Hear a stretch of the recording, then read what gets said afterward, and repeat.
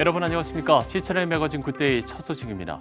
제21대 국회의원 선거가 전국 14,330곳의 투표소에서 일제히 치러졌습니다.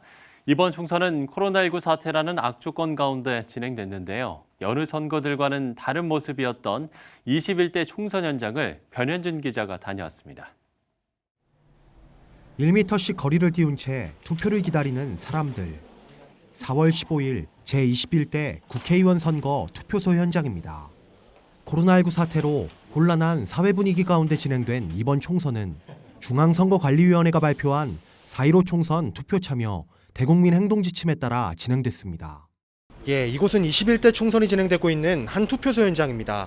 마스크를 착용한 유권자들은 발열 체크와 손소독을 한 뒤 비닐 장갑을 착용해야만 투표를 할 수 있었습니다. 이번 총선부터는 공직선거법의 개정으로 만 18세인 고3 학생들도 투표 참여가 가능했습니다. 52만 명의 새로운 유권자들이 투표 참여의 기회를 얻었습니다.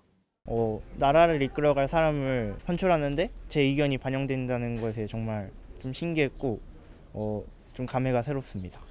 사실 저희도 고등학교에서 투표에 대한 기본적인 교육이랑 그런 것도 받고 학급 임원 선출을 통해서 저희도 투표를 행사하고 그 한 표 한 표가 얼마나 소중한지 잘 알고 있기 때문에 저희 청소년들을 믿고 저희에게도 그 권리를 부여해 주셨으면 좋겠다고 생각합니다. 제21대 국회의원 선거에서는 투표 인증도 자유로웠습니다. 지난 총선까지 특정 기호를 연상시킨다며 금지됐던 V표시나 엄지척 인증샷 등이 허용됐습니다. 길이 48.1cm로 역대 총선에서 가장 길었던 투표용지의 모습도 눈길을 끌었습니다. 투표지가 너무 길어지면서 일일이 손으로 개표해야 하는 부작용이 발생했고 이름이 비슷한 여러 소수 정당의 출현으로 유권자들의 투표 또한 더욱 어려워졌습니다. 국회의원은 다 읽어봤으니까 누군지 알겠는데 당은 이게 어떤 당인지 모르겠어. 70 넘게 내가 넘어가서 투표를 해봤지만 생전 이런 선거 처음 봐. 사전투표에서 역대 최고의 투표율을 기록한 이번 총선은 최종 투표율 65%를 넘기며 16년 만에 60%대의 투표율을 기록했습니다. 코로나19 사태라는 전 국민적 위기 가운데에서도 역대 최고의 투표율을 기록한 제21대 국회의원 선거. 온 국민이 어려운 현 상황을 타개할 좋은 정치인의 탄생을 기대하는 가운데 국회의원 의석 300석이 어떻게 채워질지 귀추가 주목되고 있습니다. 시채널 뉴스 변현준입니다. 대구 경북 지역 소상공인들이 신천지 예수교 증거장막 성전을 상대로 집단 손해배상 청구 소송을 제기하기로 했습니다. 신천지로 인해 대구 시내 코로나19가 급속히 확산돼 가게 매출에 큰 타격을 입었다는 이유에서입니다. 대구 경북 소상공인 1000여 명으로 구성된 신천지 코로나 피해 보상 소송인단은 이번 소송으로 반사회적 단체인 신천지에 분명한 징벌적 경종과 실제적인 징계가 있기를 바란다고 밝혔습니다. 독일 헌법재판소가 최근 베를린의 한 가톨릭 단체가 제기한 종교행사 금지 위헌 소송에서 종교의 자유보다 생명의 보호가 우선시돼야 한다는 판결을 내렸습니다. 독일 헌재는 종교행사 금지 조치가 종교의 자유를 심각하게 침해하더라도 생명을 위험으로부터 보호하는 것은 종교의 자유에 대한 기본 권리에 우선한다면서 이번 판결의 취지를 설명했습니다. 다만 종교행사 금지 조치를 연장한다면 엄격하게 상황을 평가해야 하고 가능한 한 빨리 조치가 완화돼야 한다고 밝혔습니다. 독일 연방정부와 주정부는 코로나19 상황이 악화돼 지난달 16일부터 공공시설 운영 금지, 생필품점을 제외한 일반 상점 운영 금지 조치를 취해오고 있습니다.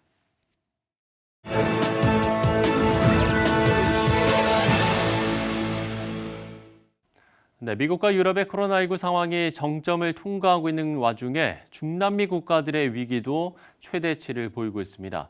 특별히 에콰도르 카야길이라는 곳의 상황은 매우 심각한데요. 현재 끼또사랑 침례교회 이진호 선교사와 전화 연결해서 자세한 소식 들어보도록 하겠습니다. 선교사님, 현재 과야길에서 사망자 수가 폭증과 함께 2차 감염 확산이 이뤄지고 있다는 보도가 나오고 있는데 상황이 얼마나 심각합니까? 네, 안녕하세요. 에콰도르 이준호 선교사입니다. 지난 3월 11일에 에콰도르 모레노 대통령은 코로나19 확산에 대비해 국가보건 비상사태를 선포했는데요. 첫 사망자가 과약길에서 발생한 이후 확진자가 기하급수적으로 늘어나게 돼서 현재와 같은 상황에 이르게 되었습니다. 현재 가장 상황이 심각한 과약길은 인구가 270만의 에콰도르에서 가장 큰 경제도시이며 총 확진자 중 70%가 이 지역에서 발생하였는데요. 이전에 유럽, 특히 스페인과 이탈리아로 일자리를 찾아 떠났던 에콰도르 사람들이 이 도시로 귀국함과 함께 코로나19도 함께 유입되었습니다. 또한 남미 특유의 개방적인 문화로 인해 사회적 거리 유지를 지키려는 시민의식 부족과 지자체의 소극적인 초기 대응으로 인해 지금과 같은 상황이 초래하게 된 것입니다. 네, 어찌됐든 이 상황이 어떻게든 정리가 돼야 할 텐데 사망자들의 사후 처리가 늦어진 이유도 궁금한데요. 네, 최초 사망자가 발생한 후 불과 3주 만에 과약길 내의 모든 병원과 장례 시설이 포화 상태가 되었는데요. 에콰도르 법상 시신 수습을 위해서는 경찰과 의사가 합동으로 확인해야 하는데 이러한 까다로운 수습 절차와 급증한 사망자 수로 인해 원활한 시신 수습이 불가능해진 것입니다. 그래서 4,500구의 시신이 길거리와 집에 방치되는 충격적인 상황이 발생하게 된 것입니다. 다행히 현재는 이 절차가 간소화되었고요. 정부는 길거리의 시신 처리를 위해서 골판지로 된 관을 준비하였고 냉동 컨테이너를 동원하여 임시로 시신을 수습하고 있습니다. 하지만 아직도 화장 처리를 위해서 운구차들이 길게 줄 서 있는 것을 이곳 언론 매체를 통해 보았습니다. 네, 각 나라의 코로나19 대응이 중대한 고비를 맞고 있는데 선교지의 어려움도 상당히 크실 것 같습니다. 어떻게 대처들을 하고 계신지요? 지난 3월 20일에 코이카 봉사 단원분들과 건강이 불편한 에콰도르 교민분들이 출국하였습니다. 에콰도르에 사역 중이신 선교사님들은 현지에 남아 상황을 지켜보고 있고요. 재난 대응 위기 매뉴얼에 따라 대처를 계획하고 있습니다. 현재 이곳은 참으로 어려운 시기를 지나고 있습니다. 강제적 자택격리가 4주째 이어짐으로 인해 모든 예배와 사역이 중지되었고요. 거의 모든 경제활동을 할 수 없게 되어 하루 벌어 하루 생계를 유지하던 노동자 계층은 먹고 사는 문제가 심각해져서 도움이 절실히 필요한 실정입니다.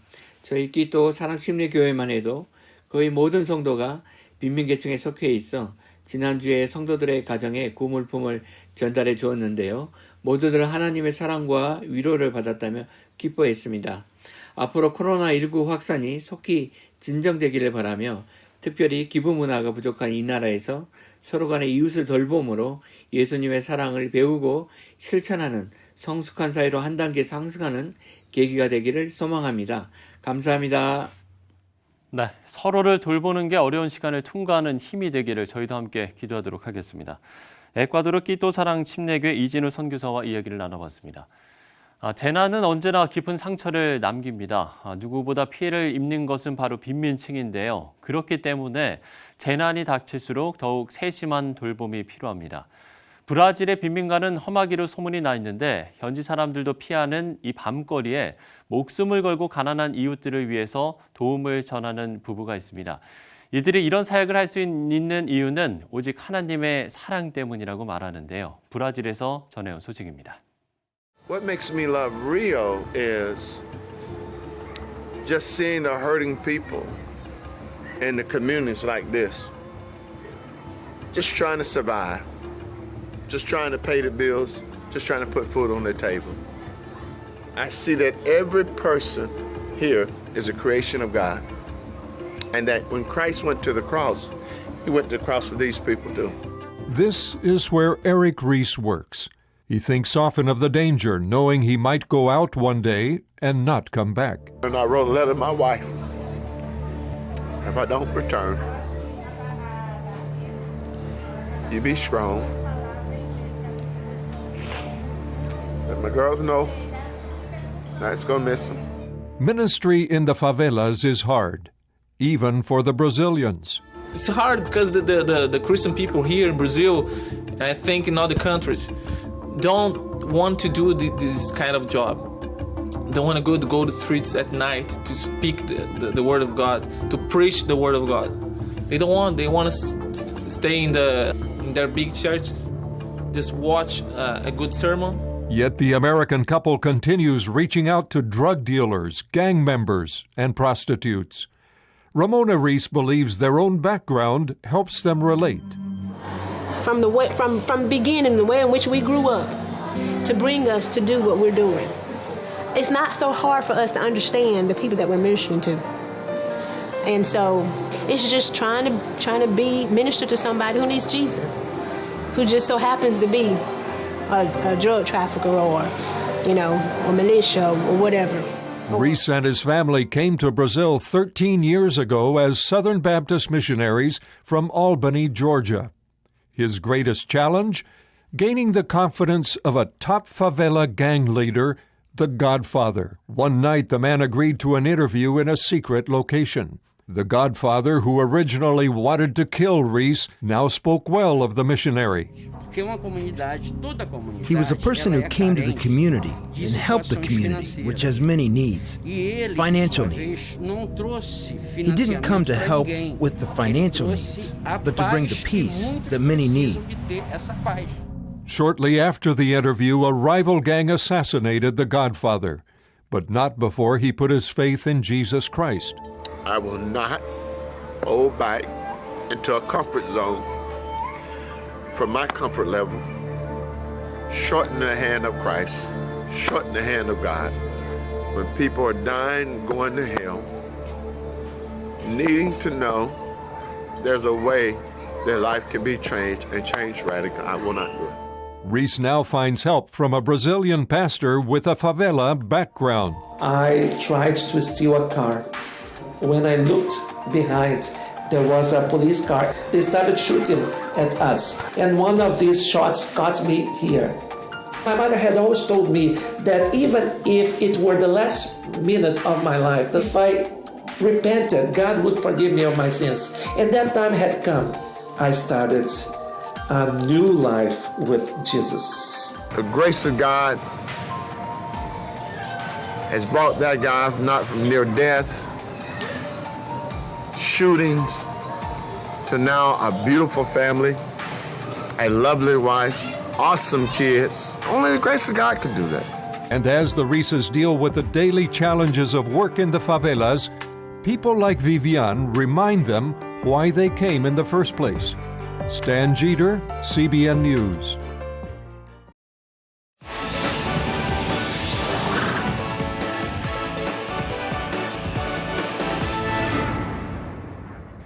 네, 코로나19 때문에 총선이 제대로 치러질 수 있을까 염려를 했습니다만 21대 국회의원을 뽑는 선거는 마무리가 됐습니다. 이제는 총선 이후의 삶에 대해서 차분히 정리를 해야 할 때이기도 한데요. 이재만 변호사와 함께 오늘 이야기 나눠보도록 하겠습니다. 변호사님 어서 오십시오. 예, 안녕하세요. 예. 자, 일단 4.15 총선의 좀 분위기를 살펴봐야 될 것 같습니다. 코로나 때문에 올해는 좀 조용한 선거가 아니었나 싶어요. 예, 이제 코로나19의 영향 때문에 이제 조용한 선거가 됐죠. 네. 이제 그 이유는 이제 후보자들이 뭐 노인정이나 또는 뭐 병원, 복지시설 등 고령자가 있는 이런 다중시설에는 가기가 상당히 어렵죠. 그렇죠. 그리고 또 하나 시장을 방문해서도 1대1로 적극적인 어떤 선거운동을 하기가 좀 어려운 상황입니다. 네. 그런데다가 지금 이제 2m 거리두기 운동을 하고 있으니까 더더욱이 자신의 정책을 말할 기회가 없기 때문에 뭐 개인 방송이나 뭐 이런 데서 또 SNS에서 간결한 메시지로 이제 결국 정보를 알릴 수밖에 없었죠. 그러니까 정책 대결이 좀 어려워졌죠. 사실은 자기 정책 그렇죠. 얘기하기가 아주 간결한 메시지로 결국 SNS에 올리고 표심을 잡아야 되니까 그러다 보니까 이제 조용한 선거가 된 데다가 또 하나는 지금은 네거티브 선거가 상당히 영향을 미치기 때문에 실언을 한 번 하면 바로 영향을 받습니다. 그러니까 오히려 실언을 하지 않으려고 조심하다 보니까 더더욱 조용한 선거가 되고 말았죠. 예, 저희가 이렇게 총선 분위기를 좀 살펴봤습니다만 뭐 잠시 지금 이야기가 좀 나오기도 했지만 코로나19가 그야말로 이 선거 환경을 좀 바꿨다 이렇게 좀 볼 수가 있을 것 같아요. 예, 그렇죠. 이제 예전에는 선거다 그러면 이제 그 어떤 트럭 같은 데서 사람들이 그렇죠. 쭉 모이고 율동도 하고 심지어는 이제 초등학교 운동장에 이제 선거 연설을 할 수 있게 각 후보들이 나와서 연설하면 이제 많은 국민들이 그걸 쭉 볼 수 있었죠. 그래서 그 사람의 정책이라든지 그 사람의 가치관이라든지 이런 걸 볼 수 있었는데 지금은 그런 걸 전혀 못 하니까 결국 저 사람이 어떤 가치관을 갖고 있고 또 얼만큼 어떤 그 정책을 갖고 있는지 이런 걸 전혀 알 수가 없어요. 물론 이제 TV 토론은 있지만 그런 것보다는 결국은 이제 초등학교나 이런 데서 상당히 많은 국민들이 바로 비교가 됐었는데 그래서 이제 지금 결국에는 유권자들이 후보를 선택하는데 어떤 정보가 부족하니까 할 수 없이 정당을 선택할 수밖에 없어요. 그래서 내가 이번에 투표하러 가는 것은 결국 어떤 정당을 찍겠다 하는 동기를 갖고 가니까 정당에 투표하는 성향이 상당히 짙어지는 그런 선거가 됐죠. 그러니까 이제 국민들이 실제로 후보자들의 어떤 면면을 알 수 있는 기회가 다른 때보다는 좀 적었다 이렇게 볼 수가 있겠군요. 예, 그러다 보니까 이제 가짜 뉴스가 난무하니까 이 점에 대한 분별력을 가져야 되는 그런 이제 세태가 됐죠. 예. 뭐 조금은 좀 이른 감은 있겠습니다만 우리가 이제 선거 이후의 상황에 대해서도 좀 이야기를 안 해볼 수가 없을 것 같습니다. 우리 사회에 과제가 있다면 뭐 어떤 게 있을까요? 그게 이제 과거 이제 코로나19 사태는 이제 결국 지나갈 겁니다. 그런데 문제는 이제 과거에 이제 메르스나 뭐 사스 이런 게 왔을 때 이제 준비를 했죠. 그때 이제 일종의 뭐 숙제를 풀었다고 할까? 그래서 그때 이제 학습 효과가 있어서. 근데 그 당시에 이제 예전에 아주 그 박정희 시대 때는 결국 공산당의 선동선전을 막기 위해서 건강보험제도를 만들었죠. 이게 이제 노태우 대통령 때 와서 전 국민으로 확산됐고 이런 제도가 있었습니다. 이제 박근혜 전 대통령 때는 질병관리본부에 이제 긴급상황센터를 만들었죠. 이제 그런 것들 제도가 있었듯이 이번 정부에서도 이번에 이제 방역물자가 상당히 문제가 됐었죠. 그래서 이번 정부에서도 또 그 학습 효과가 있으니까 이 방역물자의 생산과 비축 그리고 백신을 만들 수 있는 그런 환경을 그 제도를 또 이번에 많이 만들어야 또 이제 또 대처할 수가 있겠죠. 그런 것들도 있고 또 하나는 이제 우리나라는 이제 수출 주도형 국가죠. 그런데 이 코로나19가 이제 전 세계 경제에 영향을 미치면 우리가 상당히 타격을 받게 됩니다. 그럴 경우에 대비해서 우리 산업 구조 하에서는 개인한테 돈을 풀어서 포퓰리즘적으로 풀 게 아니고 기업에 돈을 풀어서 기업을 살리면 결국은 이제 그게 민생 경제의 타겟책이 돼서 국민한테 그 혜택이 돌아가게 됩니다. 그래서 선거 이후에도 계속해서 사람에게 돈을 푸는 포퓰리즘 정책을 한다면 우리나라의 앞날이 좀 암울할 수밖에 없다는 이런 생각이 듭니다. 우리가 이제 20대 국회를 보면서 뭐 많은 분들이 여러 가지 생각을 좀 하셨을 것 같습니다. 그렇기 때문에 21대 국회는 어떤 모습이어야 한다. 좀 이런 이야기도 해봐야 될 것 같은데요. 어떤 모습이어야 할까요? 지금 해외 전문가들은 이제 그런 얘기를 합니다. 지금 1930년대에 대공황이 올 수도 있다라고 경고하고 있습니다. 근데 조금 전에도 말씀드렸듯이 그 우리나라 수출 주도형 경제이기 때문에 세계 경제가 위태로우면 우리도 바로 영향을 받게 되죠. 이제 그렇게 되면 이제 뼈를 깎는 구조 조정이나 또 IMF에서의 금융 지원을 받아야 되겠죠. 근데 구조 조정은 노조가 있어서 상당히 이제 어렵지 않습니까? 그리고 이제 또 미국이나 IMF에서 지원을 받으려면 근데 한미 동맹이 지금 균열이 좀 있어서 그 점도 좀 어려워질 거고 그렇다면 결론은 국유화 아니면 사회주의로 가지 않을까 하는 그런 걱정들을 많이 하고 있습니다. 이제 전문가들이 이제 그런 생각들을 하는데요.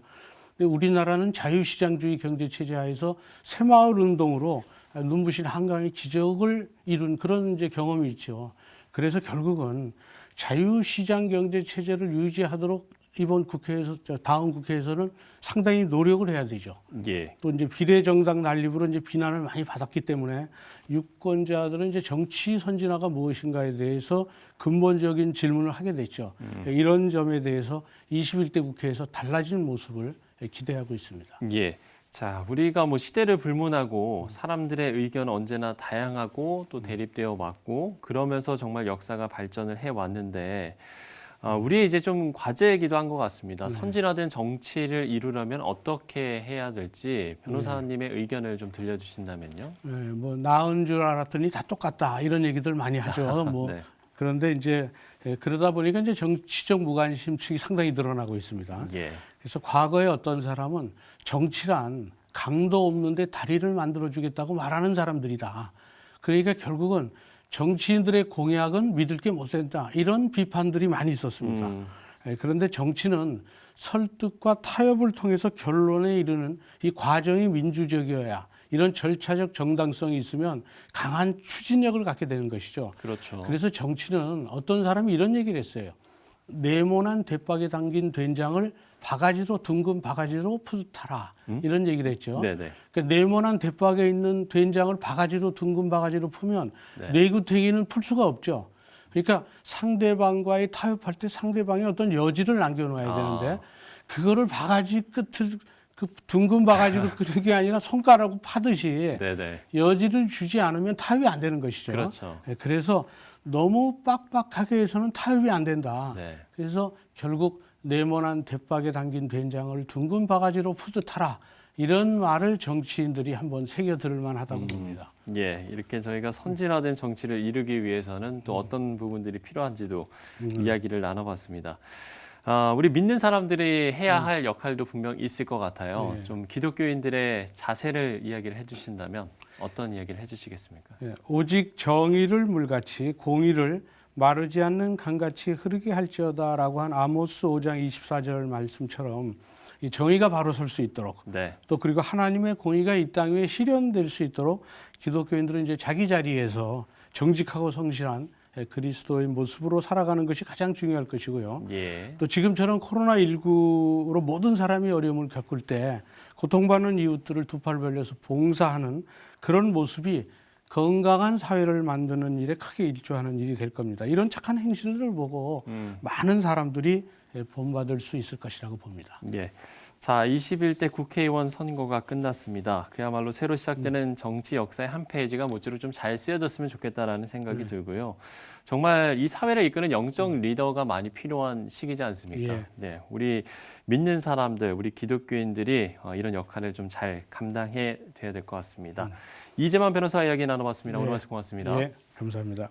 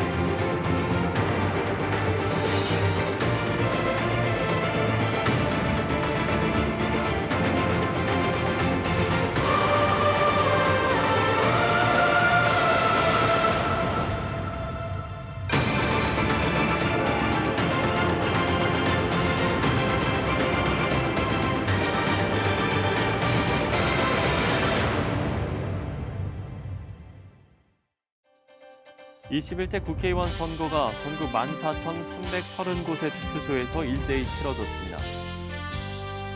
대구 경북 지역 소상공인들이 신천지 예수교 증거장막 성전을 상대로 집단 손해배상 청구 소송을 제기하기로 했습니다. 만나, 선한목자, 우리들, 지구촌교회 등 경기도 성남 지역 13개 교회가 코로나19 극복을 위해서 부활절 헌금과 담임목사 사례비 30%를 기부하기로 했습니다. 코로나19의 영향으로 각 교단의 봄노회가 연기 또는 축소되는 가운데 예장통합총회는 지난 13일부터 봄정기노회를 개막했습니다.